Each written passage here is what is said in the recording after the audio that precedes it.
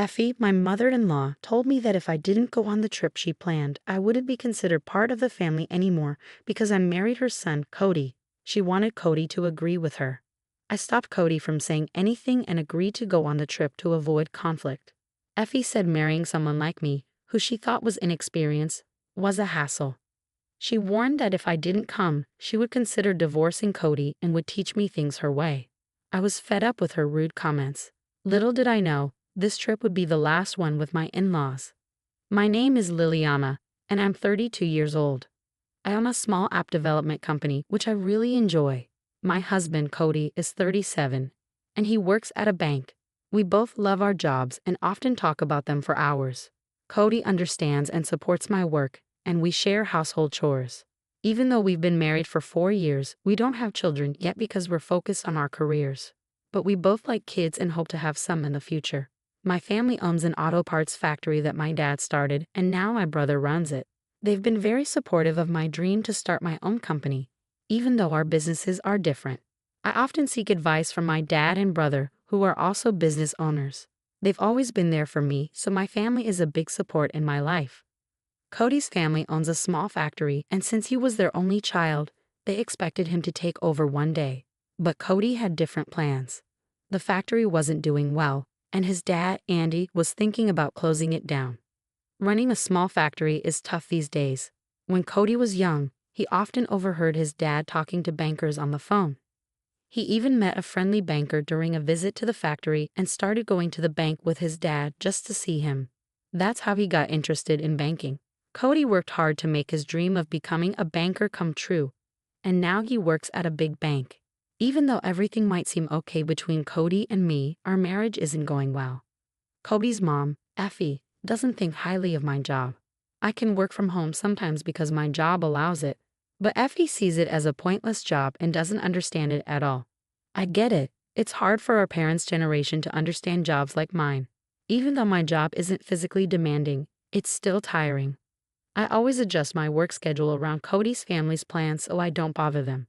I don't expect them to get it, but it's frustrating when they think working from home is easy just because my schedule is flexible. Effie disapproves of other things about us too. When we got married, we built our own house between our parents' homes. It takes less than 30 minutes to get to either house. We both work and manage our money separately. We like having our own space and privacy, even as a couple. We each contribute a set amount of money for household expenses every month and save the rest for our future.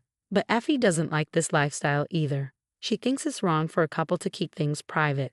According to her, family members shouldn't have secrets, and she doesn't think we're a real family because of it. Effie seems to have a problem with me, probably because she really likes her son Cody, and I'm just in her way. Whenever we see each other, she makes mean comments about us not having kids yet. It's a sensitive topic for me, and I'd rather not talk about it. Normally, people avoid bringing up things like that, but Effie keeps mentioning it every time we meet. So, to avoid upsetting Cody, I've been staying late at work on purpose to miss seeing her. Effie has done other surprising things too, but one thing she did really upset me. It was on the day of my best friend's wedding. After the wedding, my friend was moving far away, so we wouldn't see each other as much because of our jobs.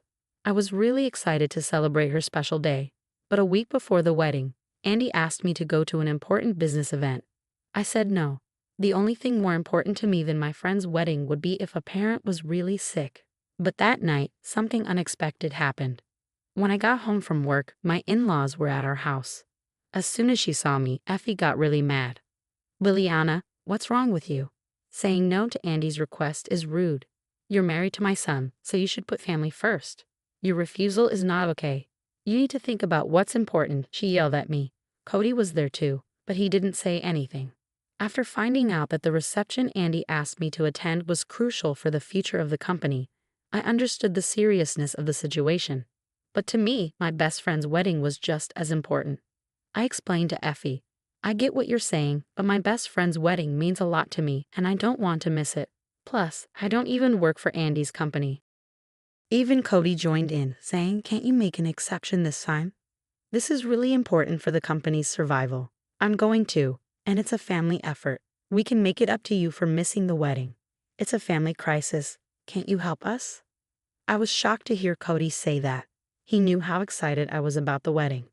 Then Andy added, I understand Liliana's perspective, but this time we really need your help.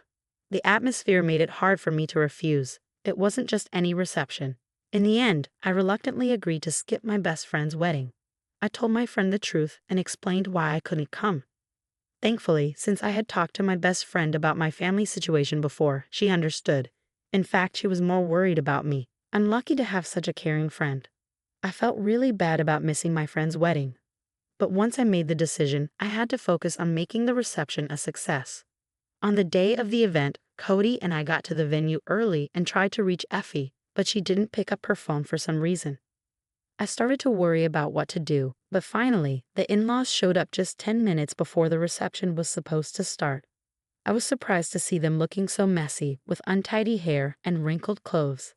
I was shocked and asked Effie, what happened? Why do you look like this? Today's reception is important, isn't it? She awkwardly replied, I overslept, Liliana. Just make sure you behave yourself. I was really tempted to snap back with, I don't need advice from you, but somehow, I managed to keep my cool. I have to give myself credit for staying calm during the reception. Effie, not great at talking politely, made a bunch of rude comments to our guests. She probably thought they were jokes, but their uncomfortable smiles showed they didn't find them funny. As I expected, we didn't get the contract we were hoping for, and the reception was a flop. I couldn't help but think I should have gone to my best friend's wedding instead.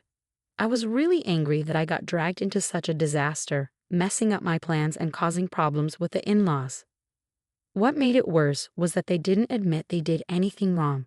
They acted like it was the guests' fault for not sealing the deal after such a fancy reception. They said it was a good thing we didn't make a deal with such odd people. I couldn't believe how clueless they were. After that mess, I felt even more uncomfortable around my in-laws and started avoiding them. But there's one thing I can't get out of. Cody's family has this tradition of going on a family trip every year since he was a kid, and they still do it even though we're married now. Since we got married, I've been expected to join these trips, but I always end up doing all the boring stuff, driving, booking hotels, researching places to visit. If I try to say anything about it, I'm shut down with a don't push it. Even when we visit tourist spots, I often end up staying in the hotel room, missing out on places I'd like to see. Honestly, I really don't look forward to these yearly family trips and secretly hope I might get sick and avoid them. But now, it's time for this year's trip, and despite saying they're short on money, my in-laws insist on a fancy trip like always. They put me in charge of finding a hotel. I planned everything carefully to keep Effie happy since she's always grumbling.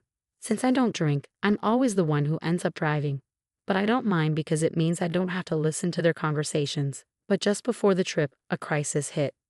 I got a call saying my mom had collapsed and was in bad shape. With that news, going on the trip, even for a short while, wasn't an option. I panicked, knowing I needed to see my mom right away. Since it was the day before the trip, I decided to cancel and get ready to go to the hospital. Cody offered to come with me to the hospital, but I said no. It felt like he was suggesting my mom might not make it, and I didn't want to hear that. When Cody and I told Effie we couldn't go on the trip, she got really mad. Effie's words hit me like a ton of bricks. You're saying you can't go on the trip I planned? If you don't come, you're no longer family. As my son's wife, it's common sense to prioritize the family trip, right? Right, Cody, she said, expecting Cody to agree. Cody seemed like he wanted to say something, but Effie cut him off, making it clear she didn't want to hear any objections. I was so shocked that I couldn't even respond.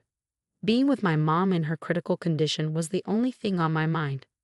Just as I was trying to figure out what to say, my brother called. He told me that mom's condition was serious but somewhat stable. I wanted to rush to her side, but he explained that due to a contagious disease outbreak, visiting wasn't possible right now. He said we could arrange a short visit later as she gets better. So there was no urgent need for me to go. Hearing this news left me feeling torn about what to do. Seeing my hesitation, my brother asked what was going on. I explained everything about the trip and my dilemma. My brother, a little annoyed, suggested something helpful that I hadn't thought of in the midst of my distress. The trip was going to a place near my parents' house, which my brother assured me would be easy to reach from a hotel if necessary. He was right. Whether I stayed at home or in the hotel, I could quickly get to my family if needed. Taking my brother's advice, I reluctantly told Effie, Okay, I'll come on the trip. Effie responded. Well, if you'd said that earlier, I wouldn't have gotten so upset. Marrying someone so inexperienced is tough. Just remember, if you don't come, it's divorce. I might have to teach you a few things.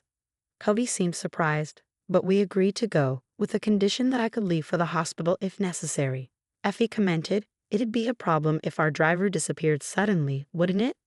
Good, you're part of the family now, so our needs come first. Remember your role as my son's wife. This trip is a big deal. It should be your priority. Her smug attitude and obvious excitement annoyed me, but I decided to put up with it to avoid more trouble. On the day of the trip, I was so worried about my mom that I couldn't stop checking my phone. Meanwhile, Effie was already drinking beer in the morning. As I drove, the back seat of my car turned into a party scene, with Cody surprising me by joining in the drinking. Even though it was unexpected, I reminded myself that everyone had rearranged their schedules for this trip. I thought it would be nice if everyone could enjoy themselves since we all made an effort to be here. During the trip, Effie's demands were constant, urgently needing bathroom stops or wanting to stop for more alcohol. I felt like I was being treated as a servant, but I decided to endure it. Then my phone rang. It was my brother, thankfully informing me that Mom had survived. Her condition had stabilized and she had regained consciousness. The diagnosis was a subarachnoid hemorrhage. However, I couldn't fully relax yet. There were worries about potential aftereffects. It was comforting to have my brother keeping me updated as I was feeling anxious. When I shared the news of Mom's recovery with my in-laws, Effie dismissed it, saying, if she's better, there's no need to bother us with such news. You're making a big deal out of nothing. Andy agreed, saying, exactly. Let's not spoil our trip with such grim news. We're here to have fun. I was disgusted that Andy shared Effie's view and didn't want to think of these people as my family. During the trip, they made a lot of noise in the hotel, drinking and partying, which was embarrassing. This incident deepened my distrust of my in-laws. Thankfully, Mom's condition remained stable, and there was no need to rush to the hospital, allowing us to finish the trip and return home. I felt relieved. While I was doing laundry at home, Effie showed up unexpectedly. She asked to use our dryer because they didn't have one. I was annoyed and told her, there's a laundromat with dryers. I have my own laundry to do, and I'm using it right now, so it's not possible. But she insisted, saying you're always so stingy. Once you're done, it's fine. I'll come pick it up tomorrow. Have it ready by then, and try to leave her laundry in our washroom. Cody stepped in, saying, Liliana is tired and has work tomorrow. It's not possible for her to help with the laundry. Let's go to a laundromat. Effie got angry, feeling like her son was taking my side. She left in a hurry, leaving the laundry behind and hurling insults as she slammed the door. Looking back, maybe if things had been different that day, the outcome might have changed. Later, Effie returned and said something unexpected. She told me, during the trip, I noticed something, Liliana. You seem unaware of being married to Cody. We might face similar situations in the future. Since we couldn't talk about it, I've decided that Liliana should make a decision. Then she placed a family contract and divorce papers on the table. I was speechless. What on earth was a family contract? It seemed ridiculous and confirmed my belief that she couldn't have a normal conversation. But Cody surprised me with his response. He said, I have something to say. If you keep forcing your opinions on us, I'll cut ties. I can't deal with this anymore. What do you think, Liliana? You're not a servant or housekeeper. You're not the one who's mistaken about your position. Effie was stunned. Up until now, Cody rarely spoke up against her. It wasn't because he agreed with her, but because he wanted to avoid conflict. After Cody spoke, Effie's anger turned towards me. You've changed Cody since you married him. He used to be so sweet. It's crazy for him to talk to me like that. You must have brainwashed him. Turn him back into the old Cody, she accused, confronting me. She believed I had manipulated Cody into defying her. Then, Cody defended me even more. You're the one doing the brainwashing here. You always fly off the handle without listening to anyone's opinions. Honestly, you're a toxic parent. You never let me live my own life after I got married. Instead of calming down, you're attacking Liliana. Enough is enough. I'm not going to divorce, and if you have a problem, you should stay out of our lives, he firmly stated. Effie turned to Andy, who was there, and burst into tears. Andy responded, if that's what Cody thinks, then so be it. We'll cut ties. "Do as you wish," and left in a huff. I was surprised but relieved that Cody stood up for us like that. Feeling frustrated, I confided in my brother about everything. He became furious and said he couldn't stay silent if they were behaving this way. He decided to take action, which ultimately led to a tragedy in the in-laws' family. It turned out that my brother's company was a client of my in-laws' company. We had kept our family's company name a secret to avoid creating a power imbalance. The in-laws had no idea they were dealing with my family's company, but with things as they were, we couldn't continue like this. Although I had been patient and avoided mixing business and personal matters, it had reached its limit. My brother had been having issues with them not meeting deadlines. You can't cherish those who don't cherish you. I discussed it with Cody before talking to the in-laws, and he agreed. Cody also said he had had enough. My brother decided to end the contract with my in-laws' company purely as a business decision.